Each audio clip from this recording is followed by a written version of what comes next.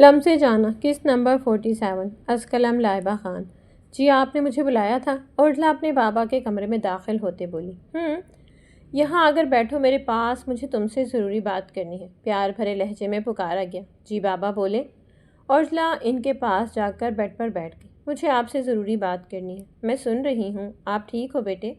آپ کی آنکھوں کی ویرانی مجھے صاف نظر آ رہی ہے۔ اگر کوئی مسئلہ ہے تو اپنے بابا سے شیئر کرو میری جان۔ میں پوری کوشش کروں گا کہ میں میری بیٹی کی ساری اداسی اور پریشانی ختم کر دوں۔ اورنگزیب خانزادہ نے پیار سے اپنی بیٹی کے ماتھے پر بوسہ دیتے ہوئے کہا، یہی ضروری بات کرنے کے لیے آپ نے مجھے بلایا تھا بابا؟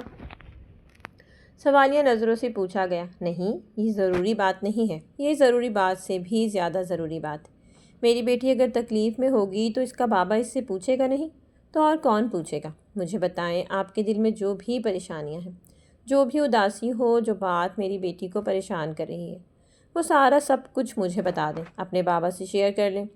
اورنگزیب خانزادہ بغور ارجلا کے تاثرات جاننے کی کوشش کر رہا تھا، لیکن وہ کہاں واقف تھے کہ ارجلا تو اب اپنے تاثرات چھپانے میں ماہر ہو گئی ہے۔ وہ اب صرف انہی لوگوں کو اپنے آپ کو جاننے کا موقع دیتی ہے جس کو وہ خود چاہے، ورنہ اس کے اندر کے توڑ پھوڑ سے دوسرا انسان اس کے چہرے کے تاثرات دیکھ کر پتہ نہیں لگا سکتا تھا۔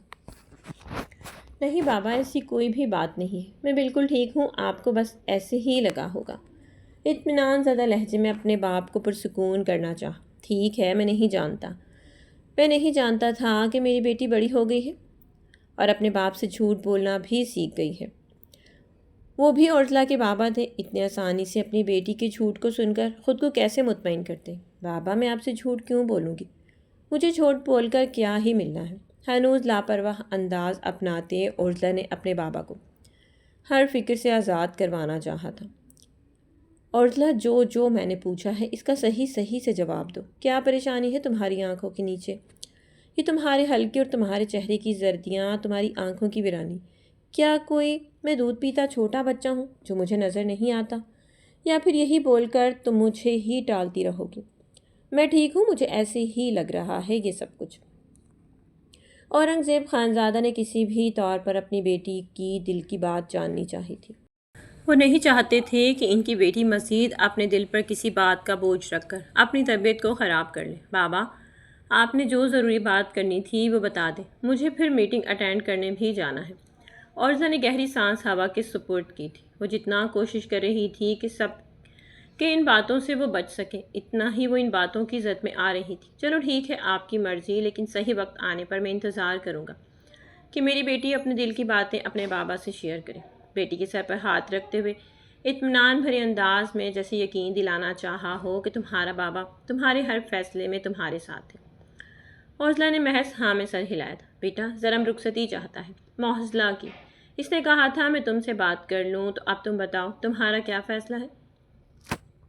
لیکن بابا، آپ کو نہیں لگتا کہ ابھی محضلا چھوٹی ہے رخصتی کے لیے؟ کیا وہ شادی جیسی بڑی ذمہ داری سنبھال سکتی ہے؟ خود سوچیں، مجھ سے پہلے ہی آپ کو انہیں جواب دے لینا چاہیے تھا کہ ابھی محضلا چھوٹی ہے۔ ارجلا نے تحمل بھرے انداز میں اپنے باپ کو انکار کرنا چاہا۔ بیٹا، جب نکاح ہو ہی چکا ہے تو پھر رخصتی سے دیری کیسی؟ اور ویسے بھی وہ اس گھر میں رہنے والی ہے، اور پھر کون اسے کسی کام کا بوجھ یا پھر پورے گھر کی ذمہ داری اس کے کندھوں پر ڈال رہا ہے کہ اس کا بڑا ہونا لازمی ہے؟ وہ آپ کی باتیں تو ٹھیک ہیں، لیکن اسے بڑا بھی تو ہونا پڑے گا نا، جس باتوں کی زد میں آ رہی تھی۔ چلو ٹھیک ہے، آپ کی مرضی، لیکن صحیح وقت آنے پر میں انتظار کروں گا کہ میری بیٹی اپنے دل کی باتیں اپنے بابا سے شیئر کرے۔ بیٹی کے سر پر ہاتھ رکھتے ہوئے اطمینان بھرے انداز میں جیسے یقین دلانا چاہا ہو کہ تمہارا بابا تمہارے ہر فیصلے میں تمہارے ساتھ ہے۔ ارجلا نے محض ہاں میں سر ہلایا تھا۔ بیٹا، آپ فکر نہ کرو، زرم ہے نا، وہ سب سنبھال لے گا، اور ویسے بھی زرم نے خود ہی کہا ہے کہ اسے ابھی ہی رخصتی چاہیے۔ باقی آگے محضلا کی پڑھائی کی بات ہے تو وہ کوئی تنگ ذہن لڑکا نہیں ہے کہ ہماری بیٹی کو آگے پڑھائی کرنے سے روکے گا۔ ہاں، آپ کی بات ٹھیک ہے، لیکن مجھے مناسب نہیں لگ رہا اس کی کم عمری کی وجہ سے اتنی جلدی رخصتی کرنا۔ ارجلا بیٹے، کیا ڈر ہے آپ کو؟ صاف بیان کریں۔ اورنگزیب خانزادہ اپنی بیٹی کے لہجے میں ڈر صاف طور پر محسوس کر سکتا تھا۔ بابا، جو میرے ساتھ ہوا، کہیں اگر میری بہن کے ساتھ بھی؟ خوف سے اس نے بات ہی ادھوری چھوڑ دی۔ بابا کی جان، آپ کے ساتھ کچھ بھی نہیں ہوا ہے، اور بڑی بات کہ میری بیٹی میری آنکھوں کے سامنے رہے گی، کوئی اسے میرے سامنے کچھ بھی نہیں بول سکتا۔ اورنگزیب خانزادہ تو اپنی بیٹی کی آنکھوں میں ڈر اور خوف کو دیکھ کر ہی تڑپ اٹھے تھے۔ ٹھیک ہے، پھر آپ دادا لوگوں سے بات کر کے رخصتی کی تاریخ رکھ دیں، مجھے کوئی اعتراض نہیں ہے۔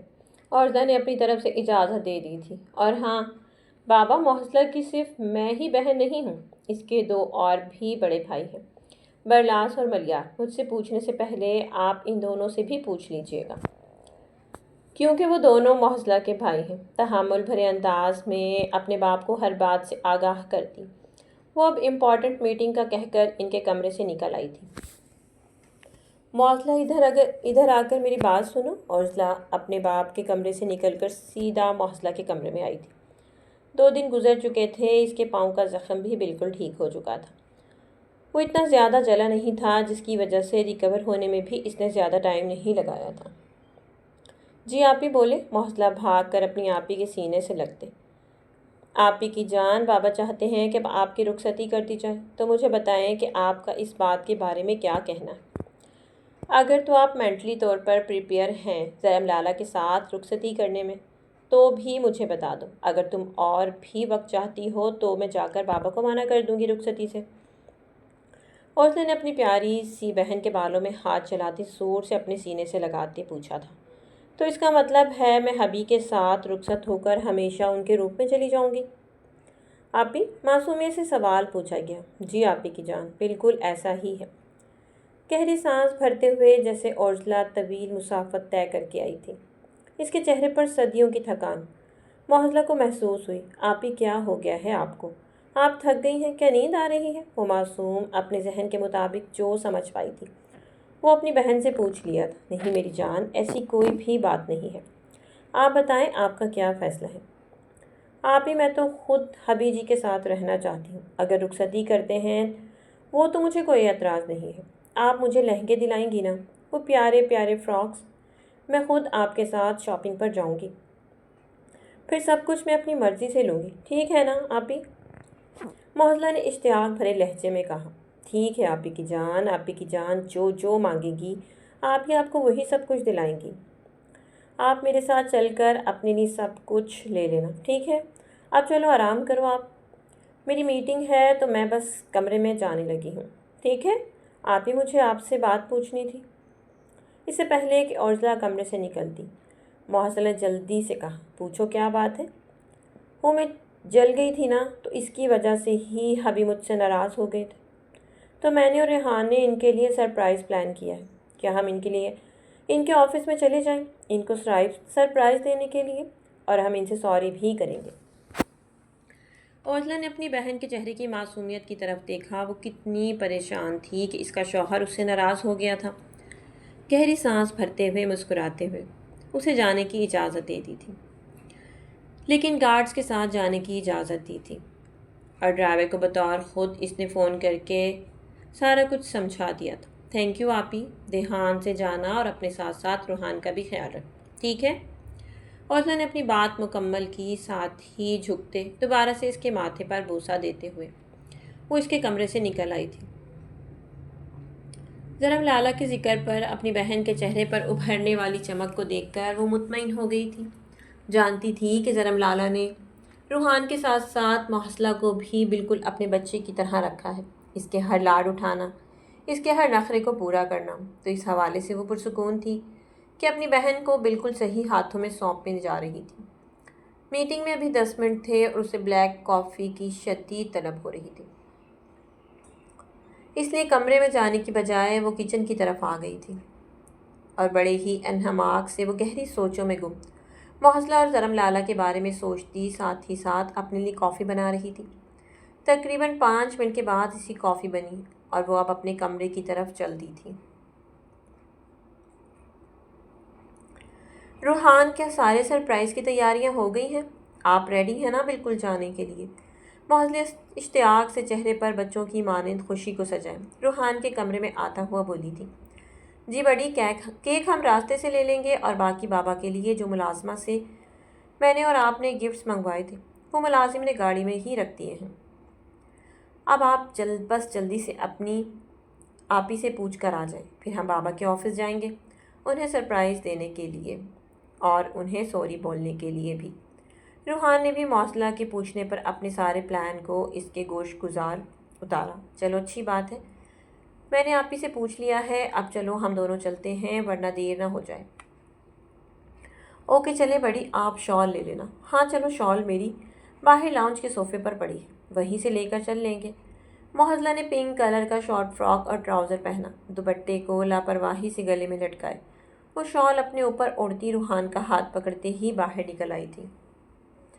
ڈرائیور کے ساتھ گاڑی میں بیٹھتے وہ دونوں زرم کے آفس کی طرف چل دیے تھے، معزلہ کی خاص ہدایت کے ساتھ کہ ان کے ساتھ گارڈز کی گاڑیاں بھی جائیں گی، اور دونوں ہی اپنے چہرے پر خوشی کے تاثرات سجائے ایک سائیڈ سے سارے راستے ایک دوسرے سے بات کرتے ہوئے آئے تھے۔ زرم صبح ہی آفس کے کام کے لیے نکل گیا تھا۔ ان دونوں کا پلان تو کل رات سے ہی بنا ہوا تھا اور وہ لوگ دعائیں کر رہے تھے کہ زرم جلدی سے چلے جائیں تو وہ دونوں بھی ان کے پیچھے ہی چلے جائیں گے۔ لیکن پھر کچھ سوچ کر روحان نے کہا کہ وہ لوگ تھوڑا ٹھہر کر ہی جائیں گے، اور ابھی دوپہر کے تقریباً 2 بجے کا وقت تھا کہ وہ دونوں اسلام آباد کی طرف روانہ ہوئے تھے۔ دوسری طرف زرم کی ایک بہت ہی امپورٹنٹ میٹنگ تھی جس میں وہ بیٹھا میٹنگ ڈیلز کر رہا تھا، لیکن اس کا موبائل بار بار وائبریٹ کر رہا تھا۔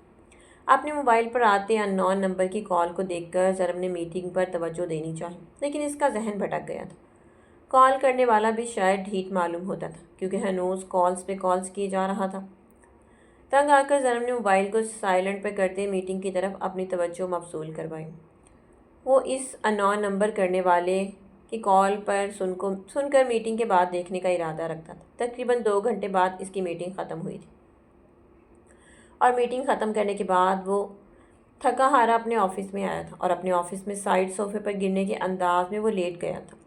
موبائل اس کے سامنے ہی شیشے کی ٹیبل پر پڑا ہوا تھا۔ اس کے سر میں شدید درد ہو گیا تھا۔ 2 گھنٹے کی مسلسل میٹنگ کے بعد، اور وہ فائلز پہ فائلز بناتا جا رہا تھا۔ معزلہ اور روحان بھی جیسے جیسے اسلام آباد کی حدود میں داخل ہو رہے تھے، ان دونوں کے چہرے پر خوشی کی چمک مزید ابھر رہی تھی۔ وہ دونوں خوش تھے کیونکہ وہ اپنے بابا کو خوش کرنے جا رہے تھے۔ ان دونوں کے دل ہی ایک سائڈ تھے کیونکہ دونوں ہی وہاں جا کر زرم کے متعلق متوقع ری ایکشن کو سوچنے کے لیے شدید انتظار کر رہے تھے، لیکن ابھی تک صرف اور صرف 2 گھنٹے کا سفر ہوا تھا۔ 2 گھنٹے کا سفر ابھی مزید باقی تھا۔ روحان تو اس کی گود میں سرکے ہی نیند کی وادیوں میں اتر چکا تھا۔ اسے بھی ہلکی ہلکی نیند نے اپنے گھیرے میں لیا تو وہ بھی سیٹ کی پشت پر سر ٹکاتی آنکھیں موند گئی تھی۔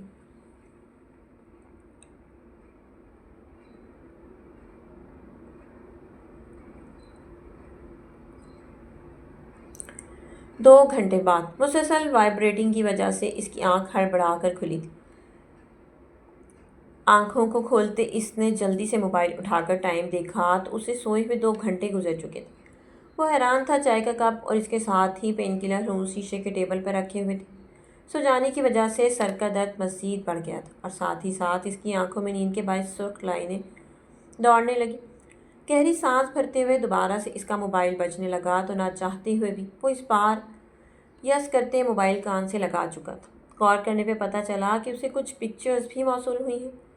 وہ لوگ کون ہیں؟ زرم خانزادہ بزنس ٹائکون نے اپنی بیوی اور بیٹے کو اکیلے ہی اسلام آباد کی طرف روانہ کر دیا ہے۔ کیا تمہیں نہیں پتا کہ دنیا میں کیسے کیسے درندے پائے جاتے ہیں؟ اگر میں نے ایک شوٹ بھی کیا تو تمہاری بیوی یا پھر بیٹے کی جان اسی پر نکل جائے گی۔ موبائل پر ابھرتی ہوئی کمینگی بھری آواز کو سنتے غصے سے زرم کی دماغ کی شریانیں پھٹنے کے قریب ہوئیں۔ کیا مطلب تھا اس کی بات کا؟ کیا معزلہ اور روحان اکیلے ہی اسلام آباد آ رہے تھے؟ اپنی ساری ذہن کی سوچوں کو پیچھے جھٹکتے ہوئے اس نے جلدی سے وہ پکچرز آن کی جہاں پر معزلہ سیٹ کے ساتھ پیچھے لگی سو رہی تھی، اور ساتھ ہی روحان اس کی گود میں سر رکھے سو رہا تھا، اور وہ لوگ شاید اسلام آباد ہی آ رہے تھے۔ اور دونوں کو اس طرح سے لاپرواہی سے گھر سے باہر نکلتا دیکھ کر زرم کو ان پر بھی شدید غصہ آیا۔ کیا ہوا؟ چپ لگ گئی؟ کیا موبائل سے دوبارہ آواز گونجی تو وہ حواس کی دنیا میں لوٹا تھا۔ کون ہو تم گھٹیا انسان؟ ایک بار میرے ہاتھ لگ جاؤ، میں نے تمہاری بوٹی چیل کوے کو نہ کھلائی تو میرا نام بھی زرم خانزادہ نہیں۔ شدید غصے سے کہتے ہوئے سامنے والے انسان کو لرزنے پر مجبور کیا۔ پہلے اپنی بیوی اور بیٹے کو تو بچا لو۔ دوسری طرف والا بھی شاید ڈھیٹ ہی معلوم ہوتا تھا۔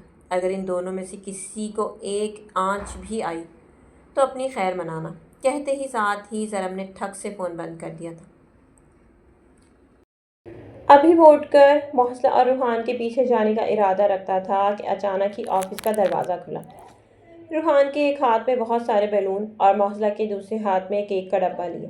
وہ ان دونوں کے سرپرائز بولنے پر وہ شدید چونک کر ان دونوں کی طرف متوجہ ہوا تھا۔ ان دونوں کو صحیح سلامت دیکھ کر ایک تو اس نے گہری سانس بھری تھی اور شکر ادا کیا تھا۔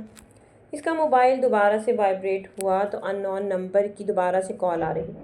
بنا وقت کو ضائع کیے اس نے دوبارہ سے موبائل کو کان سے لگایا۔ اس بار صرف دھمکی دی ہے، اگلی بار اپنی اسی دھمکی کو سچ کر دکھاؤں گا۔ صرف اتنی سی بات کہتے ہی فون ٹھک سے بند کر دیا گیا تھا۔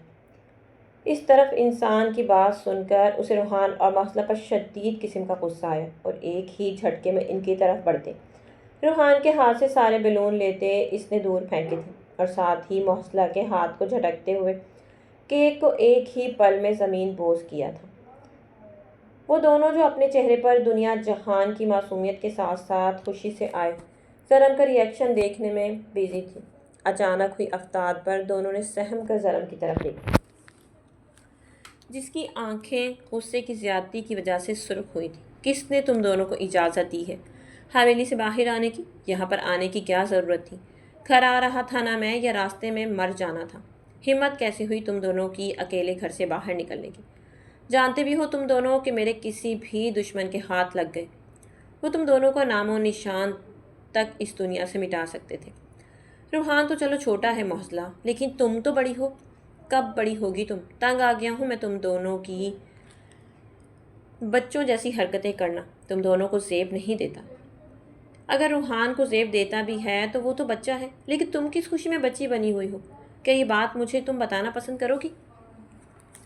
بتاؤ مجھے کیوں بچی بنی ہوئی ہو؟ گھر سے نکلنے سے پہلے کیا سوچ تمہارے دماغ میں نہیں آئی کہ گھر سے اکیلے کیوں باہر جا رہی ہوں میں؟ کیا اتنی بچی ہو کہ اب ہر جگہ میں تمہاری حفاظت کے لیے ہوں گا؟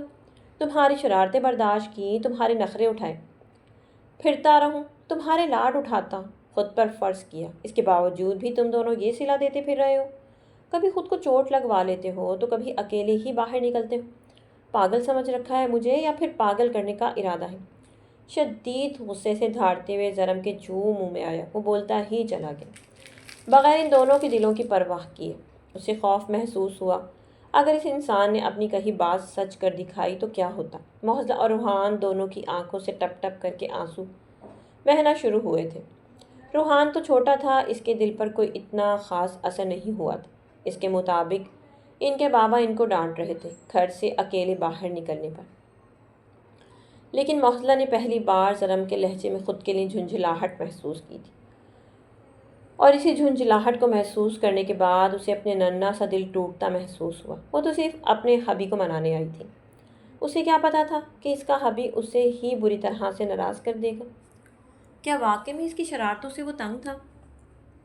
اس کے لاڈ اور نخرے اٹھانا کیا اتنا زرم پر بوجھ ہو گئے تھے کہ وہ اس بات کو عملی طور پر جتانے بھی لگا تھا؟ چھنک کی آواز سے اس کا ننھا سا دل ٹوٹا تو تھا، لیکن اس کی ذرا بھی آواز سامنے کھڑے زرم کو سنائی نہیں دی تھی۔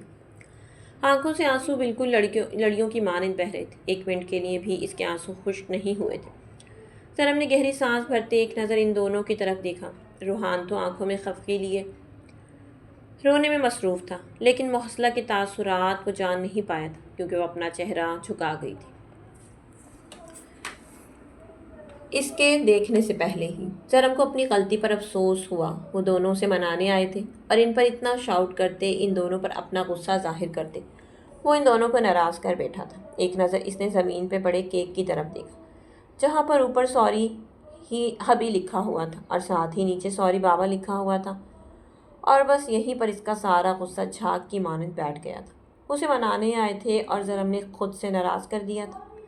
خیر ان دونوں کو منانا آسان تھا، گہرے سانس بھرتے زرم نے سوچا، لیکن نہیں جانتا تھا کہ غصے میں بولے ہوئے الفاظ کی وجہ سے وہ محسلہ کا دل توڑ چکا ہے، اور اس بار شاید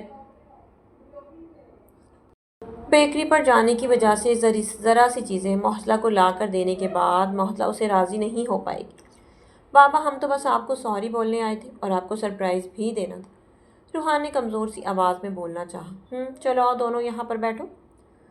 زرم نے دونوں کو صوفے کی طرف اشارہ کرتے کہا۔ روحان تو اپنے بابا کے نرمی سے بات کرنے پر ہی چہکتا ہوا جا کر صوفے پہ بیٹھ گیا، لیکن محسلہ ہنوز وہیں پر چہرہ نیچے کیے کھڑی رہی۔ وہ صوفے پر بیٹھنے کے لیے بالکل بھی نہیں گئی۔ فیری صوفے پر بیٹھو۔ زرم نے دوبارہ سے محسلہ کو مخاطب کیا۔ مجھے گھر جانا ہے۔ جب سے محسلہ آئی تھی 4 لفظوں پہ مشتمل اس نے بس یہی جملہ کہا تھا کہ اسے گھر جانا ہے۔ مزید اس نے کوئی بھی بات نہیں کی تھی۔ اس کی بات سن کر زرم نے گہری سانس بھری تھی۔ جانتا تھا کہ دونوں پر کچھ حد سے زیادہ ہی غصہ ہو گیا تھا، لیکن اس کے غصے میں چھپا پیار وہ دونوں بالکل بھی محسوس نہیں کر پائے تھے۔ گھر بھی چلے جائیں گے، پہلے بیٹھو، جس کام کے لیے آئے تھے وہ کرو، پھر ساتھ ہی جائیں گے گھر۔ زرم نے اس کے گھر جانے کی رٹ سنتے کہا۔ بڑی آئیں بیٹھے تو صحیح، بابا کو منائیں گے پھر گھر چلے جائیں گے نا۔ اس بار روحان نے بھی کہا تو محسلہ چھوٹے چھوٹے قدم لیتی روحان کے ساتھ ہی صوفے پر بیٹھ گئی۔ البتہ اس نے اپنا چہرہ ابھی تک نہیں اٹھایا تھا۔ اس کی گردن ویسے ہی جھکی ہوئی۔ کیا کھانا ہے تم دونوں کو؟ مجھے بتاؤ، میں آرڈر کر دیتا ہوں۔ بابا میرے لیے برگر اور پیزا۔ روحان نے جھٹ سے اپنی فرمائش بیان کی۔ بتاؤ تم نے کیا کھانا ہے؟ روحان کی بات سننے کے بعد زرم نے محسلہ سے پوچھا تھا۔ مجھے بھوک نہیں ہے، مختصر سی بات کہتے محسلہ نے اسے جواب دیا۔ زرم نے بے بسی سے اپنی آنکھیں میچی تھیں۔ جانتا تھا کہ وہ اسے خود سے ناراض کر بیٹھا تھا، لیکن اب وہ اسے گھر جانے کے بعد ہی منانے کا ارادہ رکھتا تھا۔ کیوں بھوک نہیں ہے بڑی؟ آپ تو گاڑی میں کہہ رہی تھیں کہ وہاں جا کر بابا سے بہت ساری چیزیں منگوائیں گے اور پارٹی کریں گے۔ بیڈ مینرز بڑی، آپ جھوٹ کہہ رہی ہیں نا؟ روحان نے جھٹ سے اس کی گاڑی میں کہی ہوئی بات اسے ہی یاد دلانی چاہی۔ اس وقت تھی بھوک، لیکن اب نہیں ہے، دھیمی سی آواز میں کہتے ہوئے اس نے روحان سے کہا۔ اچھا، لیکن اگر میرا کھانا آیا اور آپ نے وہ کھا لیا تو؟ نہیں کھاؤں گی، بے فکر ہو، کہتے ہوئے محسلہ کی آواز میں نمی گھلی تھی۔ اس کا یہاں پر دم گھٹ رہا تھا۔ اسے جلدی سے جلدی حویلی جا کر اپنی آپی کے گلے لگ کر خوب سارا رونا تھا، یا پھر تنہائی میسر ہوتے وہ پھوٹ پھوٹ کر رونا چاہتی تھی۔ زرم کے الفاظ ابھی تک اسے اپنے دل پر تناؤ محسوس ہو رہے تھے۔ شاید وہ واقعی میں ہی کچھ زیادہ ہی چائلڈش بیہیویئر اختیار کر لیتی تھی، جو انسان زیادہ حد تک برداشت نہیں کرتا۔ وہ بھول گئی تھی کہ سامنے انسان اس کا شوہر تھا، اس کی آپی نہیں، کہ جو اس کی ہر خواہش کو پوری کرتی بنا کوئی اف کیے۔ محسلہ کو اس بات کی پرواہ نہیں تھی، بھلے وہ ڈانٹتے اس سے زیادہ ڈانٹ لیتا، لیکن جو اس نے غصے میں باتیں کہیں وہ محسلہ کو سیدھی اپنے دل پر ٹھا کر کے لگی تھی، اس لیے بار بار نہ چاہتے ہوئے بھی اس کی آنکھوں سے آنسو رواں تھے۔ وہ بہت ضبط اور کنٹرول کرنے کے باوجود بھی اپنے آنسوؤں کو روک نہیں پا رہی تھی، جس پر اسے غصہ بھی آ رہا تھا، لیکن اس وقت اس کا دل عجیب سا خالی خالی سا ہو رہا تھا۔ جس خوشی کے ساتھ تو یہاں آئی تھی وہ خوشی کہیں گم ہو گئی تھی۔ شاید واقعی میں ہی وہ اب بڑی ہونا چاہتی تھی۔ اب وہ مزید اپنے نخرے کسی کو برداشت نہیں کروانا چاہتی تھی، اور نہ ہی کسی کو موقع دینا چاہتی تھی کہ وہ اس کے لاڈ اٹھائے، سوائے اس کی آپی کے۔ میں ڈرائیور کے ساتھ گھر چلی جاتی ہوں۔ مزید آدھا گھنٹہ گزرنے کی دیر تھی۔ اب مزید اس کا یہاں پر دم گھٹ رہا تھا، اسی لیے وہ اٹھتی اونچی آواز میں کہتے ہی باہر کی طرف قدم بڑھانے لگی۔ رک جاؤ، کہاں جا رہی ہو تم؟ ابھی میں نے تم دونوں کو اسی بات پر ڈانٹا تھا کہ تم لوگ ڈرائیور کے ساتھ اکیلے کیوں آئے ہو، اور اب دوبارہ سے تم وہی غلطی دہرانے جا رہی ہو۔ زرم کو اس کی بات سن کر غصہ تو بہت آیا، لیکن پھر اس نے نرمی سے سمجھایا تھا۔ چلو روحان، میں آپ کو راستے سے کچھ دلا دوں گا کھانے کے لیے۔ ٹھیک ہے، ابھی ہم گھر چلتے ہیں۔ زرم نے روحان کو مخاطب کیا تو روحان بھی اپنی بڑی کی حالت کو دیکھتے ہوئے ہاں میں سر ہلا گیا۔ چلو۔ زرم نے گاڑی کی چابی، والیٹ اور موبائل کو اپنے ٹیبل سے اٹھاتے ان دونوں کو بھی اپنے پیچھے آنے کا اشارہ کیا۔ اشارہ کرتے آفس سے باہر نکل گیا تھا۔ ان دونوں کی گاڑی میں بیٹھتے ہی زرم نے تیزی سے گاڑی کو حویلی کی طرف روانہ کر دیا تھا۔ آج نہ ہی زرم نے ان دونوں سے کچھ بولا تھا اور نہ ہی وہ دونوں ایک دوسرے سے بات کر رہے تھے۔ زرم سنجیدگی سے ڈرائیو کر رہا تھا اور محسلہ باہر کے مناظرات دیکھنے میں مصروف تھی۔ اور روحان پیچھے اکیلے بیٹھے بور ہو رہا تھا۔ بڑی آپ اداس کیوں ہیں؟ بابا سے ناراض ہیں کیا؟ روحان جب پیچھے بیٹھا مزید بور ہو رہا تھا تو اس نے آخر کار محسلہ کو اپنی طرف متوجہ کرنے کے لیے بات پوچھی۔ میں ٹھیک ہوں، اداس نہیں ہوں، بس گھر جانا چاہتی ہوں۔ محسلہ نے بنا روحان کی طرف دیکھے اسے جواب دیا تھا۔ محسلہ نے روحان کی جانب اس لیے نہیں دیکھا تھا تاکہ زرم اس کی سوجی ہوئی اور لال سرخ آنکھیں دیکھ نہ لے، جس کی وجہ سے زرم کو پتہ چل جائے گا کہ وہ روئی ہے، اس لیے بنا روحان کو دیکھے اسے جواب دیا تھا۔ محسلہ نے روحان کی جانب اس لیے نہیں دیکھا تھا تاکہ زرم اس کی سوجی ہوئی لال سرخ آنکھیں دیکھ نہ لے، جس کی وجہ سے زرم کو پتہ چل جائے گا کہ وہ روئی ہے، اس لیے بنا روحان کو دیکھے اسے جواب دیا تھا۔ لیکن دوسری طرف زرم نے برا منایا تھا، اسے برا لگا تھا محسلہ اگر اس سے ناراض تھی۔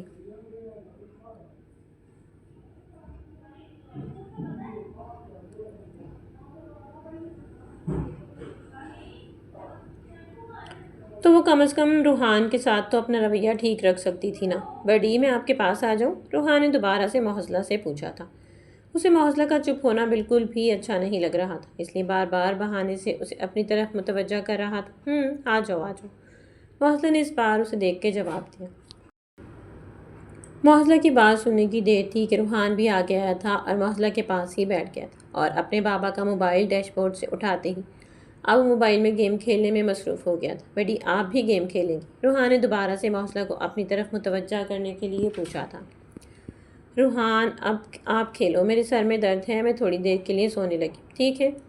محسلہ نے روحان سے کہتے اپنی آنکھیں موندی تھی۔ اس وقت اس کا سر درد سے پھٹنے کے قریب تھا، آنکھیں لال سوجی ہوئی تھیں اور اس میں شدت سے اسے جلن محسوس ہو رہی تھی۔ چھوٹی سی ناک بھی شدت سے لال تھی، ہونٹ اس کے کپ کپا رہے تھے، جسے نچلے لب کو دانتوں تلے دبا کر اس نے اپنی کپ کپاہٹ پر قابو پانا چاہا۔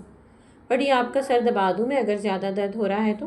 اور اگر سر میں زیادہ درد ہو رہا ہے تو بابا سے کہہ کر ہاسپٹل چلتے ہیں۔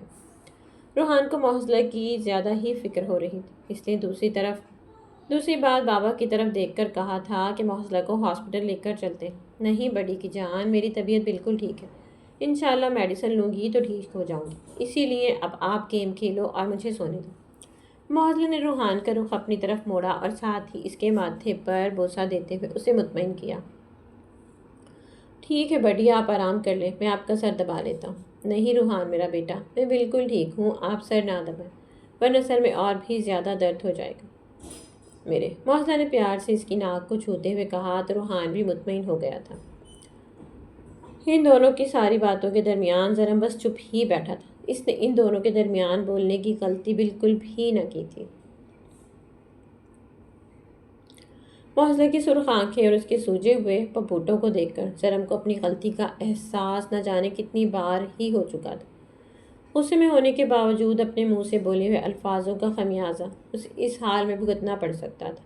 اسے بالکل بھی اندازہ نہیں تھا، اگر اسے پتہ ہوتا کہ اس کے ہارش الفاظوں سے اس کی فیری اتنی ہرٹ ہو جائے گی تو وہ ان لوگوں کے آنے سے پہلے اپنے منہ پہ زپ لگا دیتا۔ کیوں کیا اس نے ایسا؟ کیوں غصے میں اس نے اپنی فیری کو ہرٹ کر دیا؟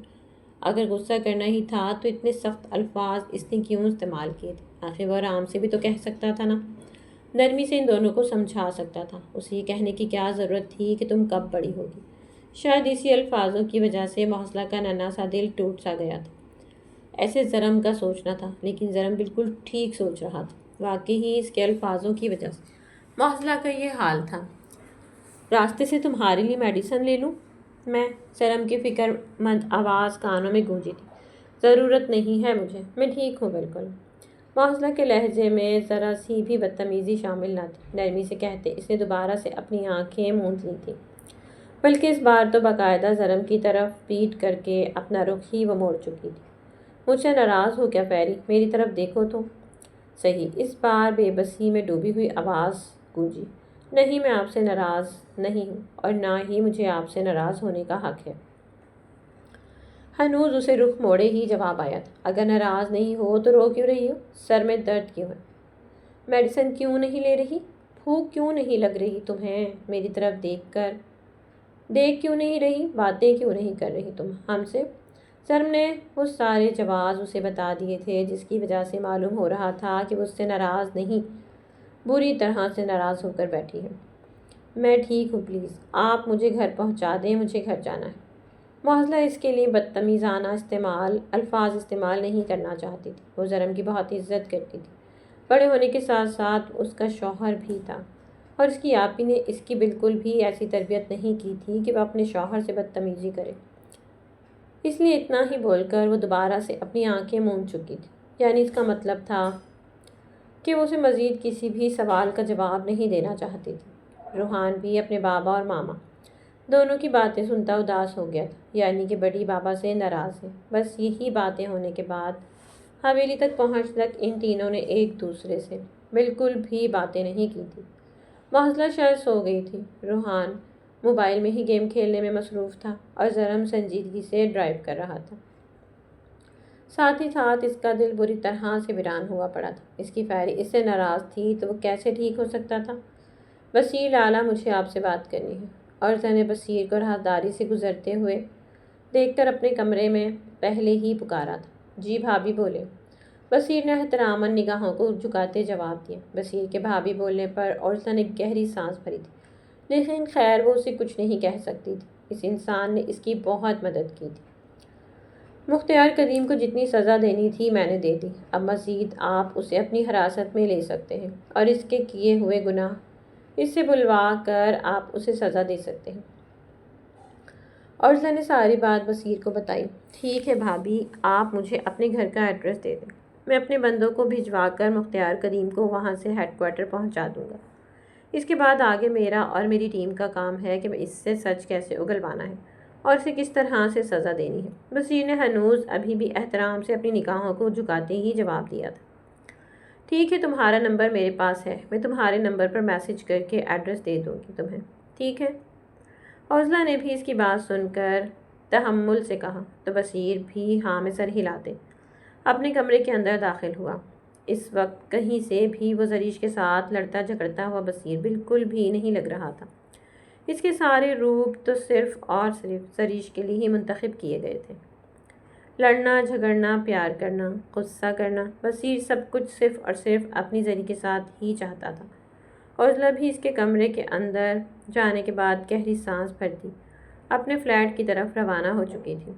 اس کی بہت امپورٹنٹ میٹنگ بھی تھی جسے وہ آن لائن ڈیل نہیں کرنا چاہتی تھی، اور دوسری طرف اسے اپنے فلیٹ پر بھی جانا تھا۔ نہ جانے کتنے ہی دنوں سے وہ اپنے فلیٹ پر جا ہی نہیں پائی تھی، اور اس دن کے بعد سے اس عارض سے بھی کوئی بھی سامنا نہ ہوا تھا۔ لیکن وہ کہاں جانتی تھی سامنا تو تب ہوتا نا کہ اگر وہ اسے اپنے فلیٹ میں بند نہ کر کے آئی ہوتی۔ ابھی فلیٹ میں جانے کے بعد سے اسے پتہ چلنا تھا کہ وہ کیا کر آئی ہے۔ تیزی سے گاڑی میں بیٹھتی وہ اسلام آباد کی طرف روانہ ہو چلی تھی۔ 4 گھنٹے بعد عضلہ نے اپنے بیگ سے فلیٹ کی چابی نکالی اور ساتھ ہی فلیٹ کا دروازہ کھولتے وہ اندر داخل ہوئی تھی۔ فلیٹ کا دروازہ کھولنے کی ہی دیر تھی وہ جیسے ہی لاؤنج میں داخل ہوئی۔ عارش کو صوفے پر بے آرام انداز میں لیٹے دیکھ کر اسے اپنی زندگی کا شاید سب سے بڑا شوق لگا تھا۔ کیا مطلب تھا جو باتیں اس کے ذہن میں آ رہی تھیں؟ اگر وہ سچ ہوئیں تو اسے بہت ہی زیادہ شرمندگی ہونے والی تھی۔ کیا وہ عارش کو فلیٹ میں بند کر آئی تھی؟ اس دن جلدی میں ہونے کی وجہ سے دروازہ کھلنے کی آواز پر اور قدموں کی آواز سنتے عارش جو تھوڑی دیر پہلے ہی سویا تھا وہ بھی ہڑبڑا کر اٹھا تھا۔ اپنے سامنے عضلہ کو دیکھ کر اس نے شکر ادا کیا تھا۔ آپ کسی کو فون بھی کر سکتے تھے نا کہ آپ فلیٹ پر بند ہو گئے ہیں، کوئی بھی آ کر آپ کو نکال سکتا تھا۔ عارش کے چہرے کی طرف دیکھتے ہوئے عضلہ نے سنجیدگی سے کہا، صحیح بات ہے، لیکن میں یہاں سے نکلنا ہی نہیں چاہتا تھا، اسی لیے کندھے اچکاتے لاپرواہی سے جواب دیا۔ مجھے ایک بات بتاؤ، یہاں پر کچھ بندے آئے تھے اور مختار قدیم کو اپنے ساتھ لے کر چلے گئے ہیں، کیا فلیٹ کی چابی تم نے انہیں دی تھی؟ عارش نے سنجیدگی سے اس بار اس سے استفسار کیا، اور اس بار شاکڈ ہونے کی باری عضلہ کی تھی۔ کیا مطلب کہ وہ لوگ آئے، مختار قدیم کو لے کر چلے گئے، اس کے باوجود بھی عارش فلیٹ سے باہر نہیں نکلا، اور تقریباً وہ 5 دنوں کے بعد فلیٹ میں قدم رکھ رہی تھی، اور 5 دنوں سے وہ اسی فلیٹ میں قید تھا بقول اس کے۔ ایسی کیا دیکھ رہی ہو؟ میں خود ہی جانا نہیں چاہتا تھا، میں بتا تو چکا ہوں تمہیں۔ عضلہ کی نظریں خود پر محسوس پا کر عارش نے جواب دیا، میرے خیال سے تمہیں یہاں سے چلے جانا چاہیے۔ اپنے مجرم کی تلاش میں تم یہاں پر آئے تھے اور اس کو سزا دے کر اب وہ آرمی والوں کے حوالے ہو چکا ہے، تو اب تمہارا یہاں پر رہنے کا کوئی بھی جواز نہیں بنتا۔ عرضہ نے اس بار اسپاٹ تاثرات کے ساتھ کہا تھا، اور سامنے بیٹھے انسان کے ساتھ ذرا سی بھی نرمی والا سلوک بالکل بھی نہیں کر سکتی تھی۔ میں یہاں سے نہیں جاؤں گا۔ بے شک یہاں پر میری بیوی ہے، تو میں اپنی بیوی کے ساتھ ہی رہنا پسند کروں گا۔ واقعی میں بیوی ہوں میں آپ کی؟ کیا آپ نے مجھے کبھی اپنی بیوی سمجھا بھی ہے؟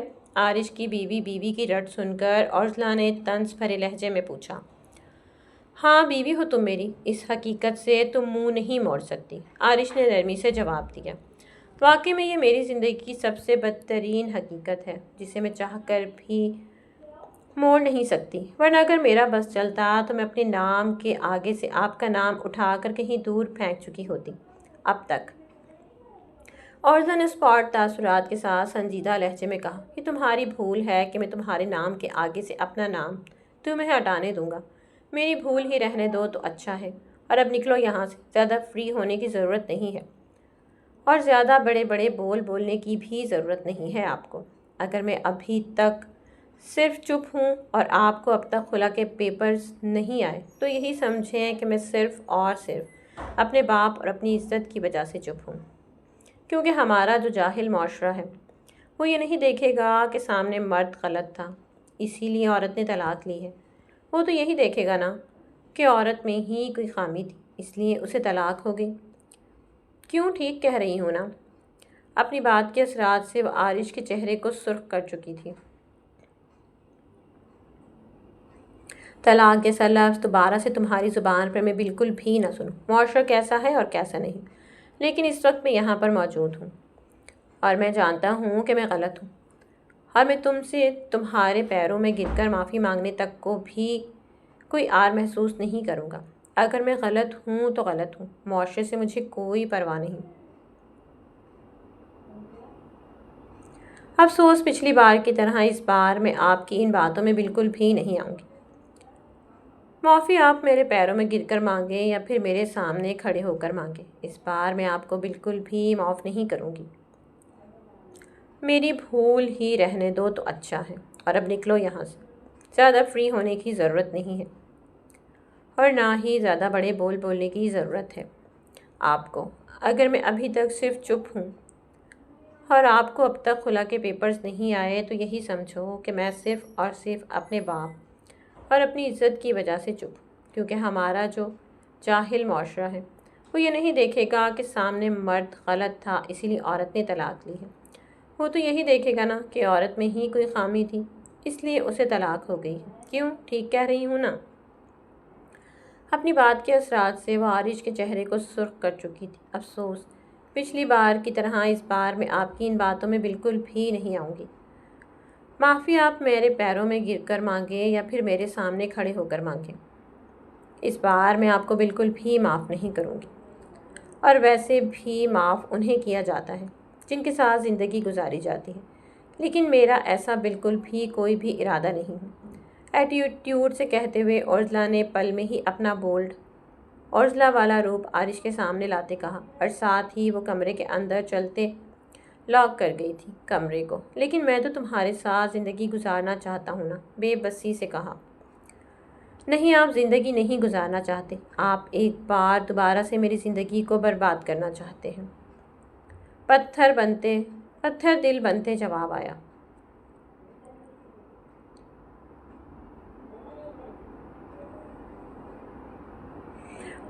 پوچھتے دلدل میں گرنے کی کوشش میں ہے۔ گہری سانس بھرتے اس نے دوبارہ سے کوئی بھی جواب نہ دیا، اور نہ ہی عارش کی طرف سے کوئی بات کہی گئی تھی۔ تقریباً گھنٹے کے بعد اس کی میٹنگ سٹارٹ ہونے والی تھی، لیکن اس کے سر کا درد بھی سٹارٹ ہو گیا تھا۔ اس سر کے درد کی وجہ سے اس کا دل چاہا کہ اس کے سر کی ایک نس ہی پھٹ جائے، پھر سارا کام ہی ٹھیک ہو جائے گا۔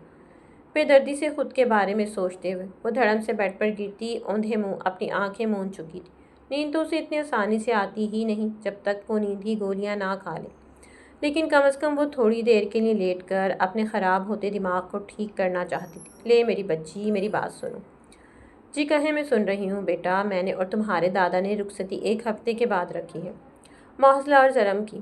اورنگزیب خانزادہ نے اپنی بیٹی کو سارے حالات سے آگاہ کیا۔ لیکن بابا اتنی جلدی؟ ابھی تو میں نے موزلہ کو شاپنگ بھی نہیں کروائی ہے، اور وہ خود چاہتی ہے کہ وہ اپنی مرضی سے سارا سب کچھ کرے۔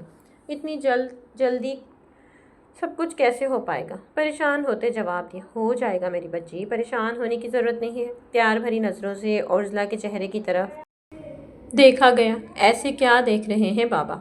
جب کافی دیر بعد بھی اورنگزیب خانزادہ نے اپنی نگاہیں اس کے چہرے سے نہ ہٹائی تو اورزلا پوچھ بیٹھی تھی، دیکھ رہا ہوں کہ میری بچی نے کیسے اپنی چھوٹی سی بہن کو دنیا کے سرد و گرم ہواؤں سے بچا کر رکھا ہے۔ حالانکہ یہ کام مجھے کرنا چاہیے تھا، لیکن تم نے اپنی ذمہ داری بخوبی نبھائی ہے۔ تمہارے نین نقش واقعی تمہارے مورے سے ملتے ہیں ضلع۔ مورے کے ذکر پر اورزلا نے گہری سانس بھری تھی، آنکھوں میں آنسو ضبط کیے تھے، ورنہ کوئی بعید نہ تھی کہ اس کے آنسو اس کے گال پر لڑک کر اس کا سارا بھرم ہی توڑ دیتے۔ بابا، جب کوئی اور آپ کے گھر نہ ہو تو آپ کو خود ہی بڑا ہونا پڑتا ہے، اور پھر مورے چل نہیں سکتی تھیں، ان کا ایکسیڈنٹ ہوا تھا، اور موزلہ چھوٹی تھی، تو ایسے میں سارے گھر کی ذمہ داری میرے اوپر ہی آئی تھی۔ دھیرے سے اپنی گزری ہوئی زندگی کا ایک باب وہ اپنے باپ کے سامنے کھول بیٹھی۔ اورنگزیب خانزادہ بہت ہی گہری نظروں سے اپنی بیٹی کو دیکھ رہے تھے، جس نے اپنے سارے خواب توڑ دیے تھے، اب توڑ دیے تھے یا پھر دل کے اندر دفن کر لیے تھے۔ چھوٹی بہن کے لیے اس نے خود کی زندگی وقف کر لی تھی، اگر جو تھوڑی بہت خوشیوں پر اس کا حق تھا وہ بھی آرش خانزادہ نے اس سے چھین لی تھی۔ بہت ہی گہرے زخم کھائے تھے اس کی بچی نے، اور وہ بھی بہت ہی چھوٹی عمر میں۔ کچھ نہیں میری بیٹی، سو جاؤ، رات ہو رہی ہے، نہایت ہی دھیمی آواز میں کہا گیا۔ وہ اگر میں اورنگزیب خانزادہ کے قدم دروازے کی طرف بڑھے تھے جب وہ اپنی بیٹی کی جھجک بھری آواز سن کر بے ساختہ ہی اس کی طرف پلٹے تھے۔ کیا ہو گیا ہے میری بیٹی کو؟ وہ تو تڑپ ہی اٹھے تھے اپنی بیٹی کی آنکھوں میں آنسو دیکھ کر۔ میں آپ کے گود میں سر رکھ کر سو سکتی ہوں؟ آنکھیں جھکائے ہی اپنے باپ سے التجا کی۔ اورنگزیب خانزادہ نے اپنی بچی کو دیکھا اور آگے بڑھ کر اس کے بیڈ پر بیٹھے، اور اس کے لیے باہیں واں کرتے اسے اپنی گود میں سر رکھنے کا اشارہ کر چکے تھے۔ وہ بھی آج اپنی بچی کے ساتھ رات گزارنا چاہتے تھے، اس کے جو سارے دکھ ہیں وہ خود سننا چاہتے تھے۔ لیکن اورزلا، وہ تو صرف چپ چاپ اپنے باپ کی گود میں سر رکھ کر سکون سے سونا چاہتی تھی، جیسے کہ اسے بھی محسوس ہو کہ دنیا میں اس کا بھی کوئی ہے جو اسے سرد و گرم ہواؤں سے بچا کر اپنے پیار میں چھپا کر رکھ سکتا ہے۔ اورنگزیب خانزادہ نے دھیرے دھیرے سے اپنی پیاری بیٹی کے بالوں میں ہاتھ چلانا شروع کیے تاکہ اسے سکون میسر ہو۔ اوزلا بھی اپنے باپ کی گود میں سر رکھے سکون سے آنکھیں موند گئی تھی، جیسے کہ وہ بہت لمبی نیند سونا چاہتی ہو۔ اورنگزیب خانزادہ بہت ہی گہری سوچوں میں گم تھے۔ وہ چاہتے تھے کہ ان کی بیٹی کی زندگی سنور جائے اور ان کی بیٹی ان کے سامنے ہی ہنسی خوشی اپنی زندگی گزارے۔ کیا یہ موقع کبھی اس بد نصیب باپ کو ملے گا بھی کہ وہ اپنی بیٹی کو اپنی ہی نظروں کے سامنے مرنے سے پہلے خوش دیکھ سکے؟ گہری سانس بھرتے ایک نظر اپنی گود میں رکھے اپنے معصوم سی بیٹی کے چہرے پر ڈالی تھی، جو پرسکون سی بالکل ننھے بچے کی طرح ان کی گود میں سکون سے سو گئی تھی۔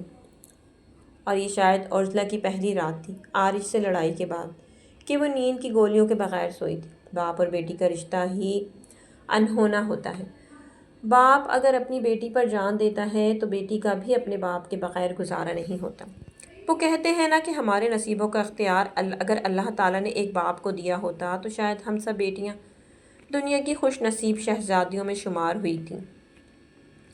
اورنگزیب خانزادہ بھی اپنی بیٹی کا نصیب اب خود ہی ٹھیک کرنا چاہتا تھا، اپنی بیٹی کو اپنی نظروں کے سامنے ہی ہنستا مسکراتا ہوا دیکھنا چاہتا تھا۔ چچی جان، آپ مجھے نظر انداز کیوں کر رہی ہیں آخر؟ کم از کم مجھ سے بات تو کریں، میں وہی ہوں آپ کا آرش۔ اگر آپ بھی مجھ سے منہ موڑ لیں گی تو اور کون بچتا ہے میرا اپنا؟ بچپن سے آپ نے مجھے اپنے بچوں کی طرح پالا ہے، بلکہ اپنے بچے سے زیادہ مجھے پیار دیا ہے، تو پھر کیسے آپ مجھ سے منہ موڑ سکتی ہیں؟ نمی بھری آواز میں بے بسی سے کہا گیا تھا۔ کیوں نہیں موڑ سکتی میں تم سے منہ؟ اپنی زندگی برباد کرنے سے پہلے کیا تم مجھ سے رائے لیتے ہو؟ مجھ سے پوچھتے ہو؟ میری بات مانتے ہو کہ میں تم سے منہ نہ موڑوں؟ اگر اتنی ہی میری پرواہ ہے تو پھر میری ہی بیٹی کو اتنا دکھ کیوں پہنچاتے ہو؟ بتاؤ مجھے، جواب ہے تمہارے پاس؟ کیوں جو سب سے زیادہ آپ کے دل کے قریب ہوتا ہے وہی آپ کو دکھ پہنچاتے ہیں؟ شمائلہ بیگم نے بھی نم بھری آواز میں کہا، میں معافی کے لائق نہیں ہوں، لیکن اللہ تعالیٰ ہے۔ اگر اوزلا مجھے کوئی سزا نہیں دیتی تو اللہ تعالیٰ تو ہے نا، وہ تو دیکھ رہے ہیں کہ میں نے اس لڑکی کے ساتھ کتنا غلط کیا ہے۔ وہ مجھے ضرور سزا دیں گے۔ میں جانتا ہوں کہ کسی پاک دامن لڑکی پر تہمت لگانا گناہوں سے کم نہیں ہے۔ میں نہیں جانتا کہ جانے انجانے میں نے اوزلا کے ساتھ بہت ہی غلط کر لیا ہے۔ اس وقت غصہ میرے دماغ پر چڑھ چکا تھا۔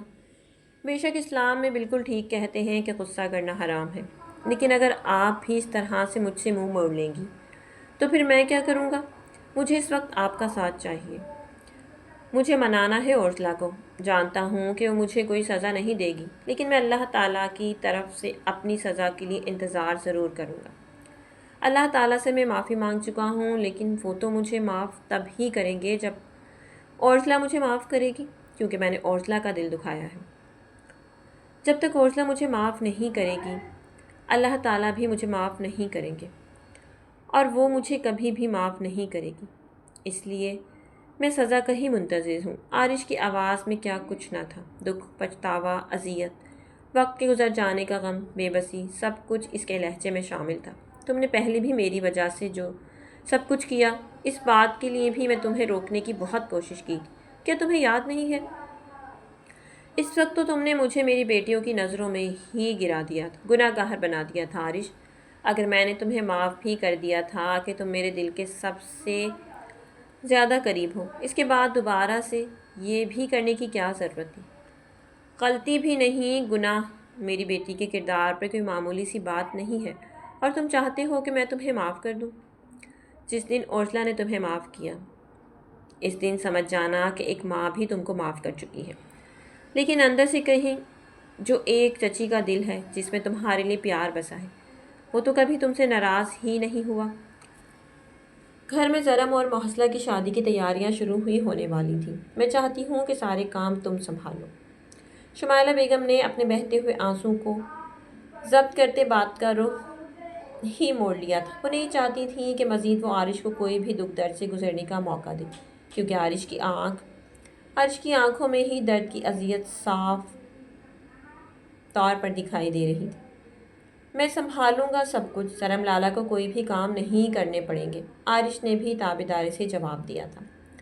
شمائلہ بیگم اٹھی اور اس کے پاس ہی زمین پر بیٹھتے ہوئے اس کے ماتھے پر بوسہ دیتے اسے اپنے سینے سے لگا لیا تھا، اور عارش کے تو جیسے تڑپتے بھڑکتے ہوئے دل کو چلتے ہوئے صحرا میں پانی مل گیا تھا۔ اس کے سینے پر سر رکھے وہ اس قدر تڑپ کر اور پھوٹ پھوٹ کر رویا کہ شمائلہ بیگم کے بھی آنسو نکل آئے تھے۔ تو میرے پیارے ڈیئرز، امید کرتی ہوں کہانی آپ کو اچھی لگی ہوگی۔ کہانی اگر آپ کو اچھی لگی تو کمنٹ باکس میں اپنی قیمتی رائے کا اظہار ضرور کیا کریں، اور پلیز ویوز تو دے دیں۔ آج کل تو آپ لوگ اتنے مرے ہوئے ویوز دے رہے ہیں، تھوڑا تو خیال کریں، میرا اتنی محنت کر کے ویڈیو بناتی ہوں تو دیکھیں پلیز۔